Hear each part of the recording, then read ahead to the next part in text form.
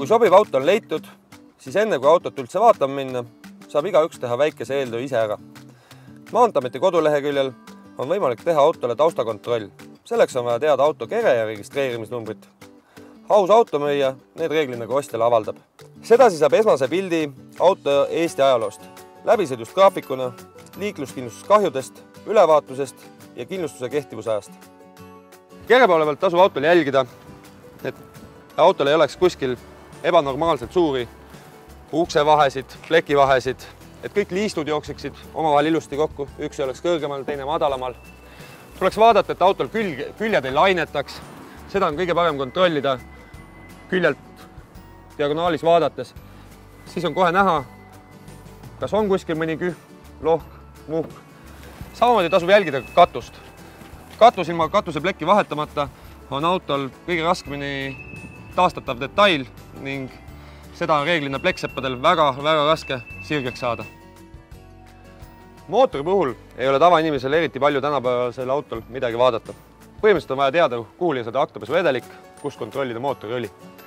Kui mootor on pealt tolmune, aga kuskilt mingisuguseid märgi ega niiskeid kohti ei paista, siis see on tegelikult hea märk.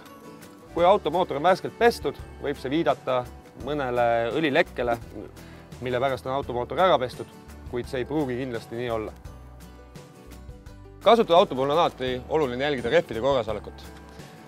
Rehvid võivad tihtilugu maksta rohkem kui sellise väikse pisikriimu eemaldamine, millele inimesed tihti suuremat tähelepanu pööravad.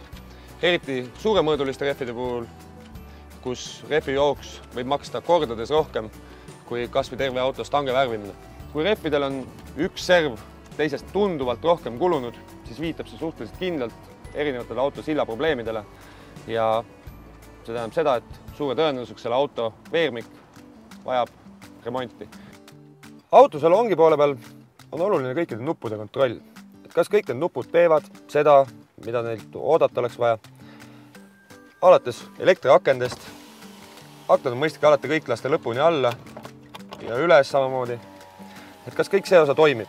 Samamoodi peeglid, raadio, kliimaseade. Kliimaseadme puhul on selline huvitav tähelepanek, et tihti kui kliima ei tööta või ei puhu külma, siis tuuakse põhjenduseks see, et kliimaseade on tühi. See on kindlasti õige, aga ta on tühi reeglina põhjusega.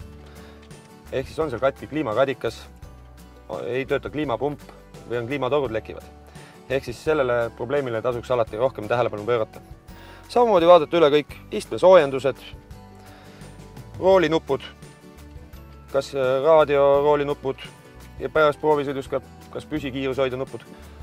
Mis puudutab visuaalset poolt, tasub jälgida armatuurlauda. Kas ta on kuskilt praguline, on turvavalja katted, ilusti siledad, on siia kuhugile puuritud mingeid auke. Augud võivad viitada sellele, et kui need on vähe, võib olla eelmise omaniku mõni mobiilihoidik. Kui need on rohkem, võivad olla seal kas takso või turvafirmade autode või ükskõik mõne muu operatiivsõiduki, raadiosaatjate ja kõige muu eemaldamise jäljed. Autoistmetel tasub vaadata, ega ei ole siin suitsukoni auke, kas istmed on kuskilt narmendavad, on nad katki, kas istme äär on ära istutud või ei ole, kas kõik need polstrid, parolonid on korras. Samamoodi tasub vaadata üle turvavööd, kas turvavööd käivad edasi-tagasi vabalt või hakkavad nad kuskilt pooma, ega nad kuskilt ei narmenda ja kõik muu selline. Proovisõidul jälgi, kuidas autol üldiselt käitub, kuidas ta kiirendab, kas on kuulda kõrvalisi helisid, tunda roolis vibratsiooni, kas auto kisub ühele või teisele poole. Samamoodi proovida, kuidas auto pidurdab, kas pedaal tallal hakkab vibreerima või ei hakka, samamoodi kas auto hakkab pidurdamisel kiskuma. Kõik see viitab teatud kulumisele või riketele. Vahel on kasulikum osta ka suurema läbisõiduga auto.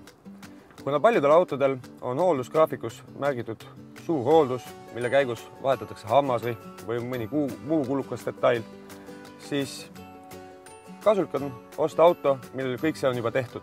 Kui osta natuke vähem sõitud auto, millel kõik see kallis töö alles ees ootab. Kui auto on üle vaadatud ja tundub sobiv, siis enne lõpliku otsuse langetamist soovitan kindlasti teha autole margilisendus tehniline kontroll.